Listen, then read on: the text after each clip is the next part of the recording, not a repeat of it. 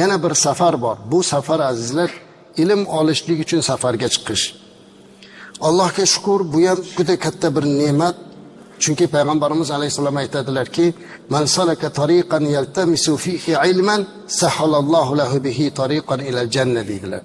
Kim ilm talab qilib ko'chaga chiqarkan, to o'sha ilm olib kelguncha Alloh taolo unga jannat yo'lini yengil qilib qo'yadi dedi. Yana bir hadisda aytadiki, "Man kharaja li talabil ilm fa huwa fi sabilillahi hatta yarji'a ila baytihi" dedilar.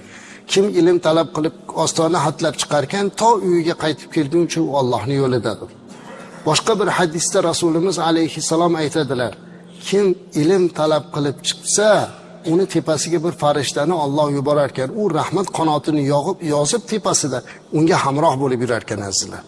Shuning uchun ilm talabida safarga chiqqan yoshlarimiz bu narsani bilishlari kerak. Qaysi ilm bo'lsa ham, hozir Allohga shukr, ilm olishlik uchun sharoitlar yaratildi. Bir paytlar xorijga chiqib o'qib keladigan odamni eshitsak havas qilardik. Mana biz yoshligimizdagilar. Hozir esa Alloh rozi bo'lsin, prezidentimizdan hamma imkoniyat darvozasini ochib qo'ydilar. Xohlagan Angliyada o'qiyapti, Oksfordda o'qiyapti borib. Xohlagan odam Azhar-i Sharifda o'qiyapti Qohirada. Xohlagan odam Amerikada o'qiyapti, xohlagan joyda, lekin buni ham o'ziga yarasha odobi bor ekan.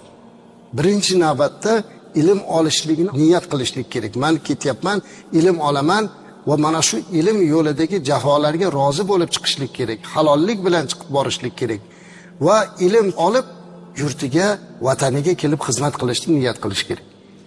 Shuncha imkoniyat darvozasini ochib qo'ysa-yu, borib o'qib, "Men shu yerda ishlayman" deb qolib ketishlik ham yaxshi emas azizlar. Maqsad kelib yurtiga, vataniga xizmat qilsin deyapti.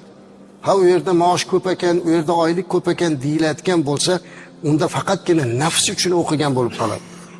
Yurt uchun, vatan uchun o'qishlik kerak.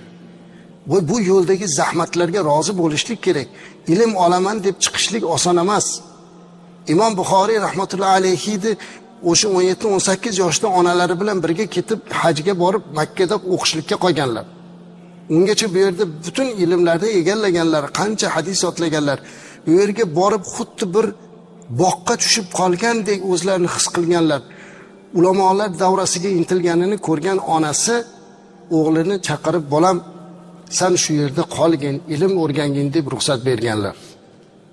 Hayotlarida yozilgan kitoblarda qarasangiz, Imom Buxoriyda onalari duo qilib, "Bolam, sen shu yerda ilm olgin, ma'rifat topgin, seni Allohga topshirdim, omonat qildim" deb yig'lab xayrlashib ketganlarida Imom Buxoriy orqasidan to o'sha karvon ketguncha yig'lab qolgan ekanlar.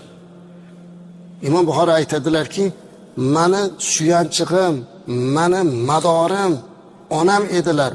Onamdan o'sha joyda xayrlashib qolgandan keyin meni ilmdan boshqa suyanchig'im, ilmdan boshqa madorim bo'lmagan" deydi. O'shuning uchun butun hamma narsasini, kuchini, g'ayratini ilmga sarflaganlar. Onalari shu ketgan bo'yi qaytib onasini ko'rmaganlar, olamdan o'tganlar. Necha yoshlarda qaytdilar. Lekin Imom Buxoriy mana shu ilm safarida yurarkanlar, o'zini gunohlardan saqlaganlar. Mana shu yo'lda jafolarga rozi bo'lganlar.